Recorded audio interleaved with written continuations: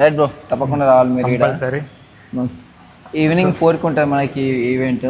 Evening 4 start. మార్నింగ్కి start అయితే morning leaders వాళ్ళు ఆలీలు వస్తారు. ఓకే. ఈవినింగ్ మన ఇన్ఫ్లుయెన్సర్స్ వస్తారు. ఈవినింగ్ నుంచి ఇంకా జనాలు కూడా ఆ టైంకి వస్తారు. సో మొత్తం హైదరాబాద్లో ఉన్న ఇన్ఫ్లుయెన్సర్స్ అందరు ఇక్కడ ఉంటారంట.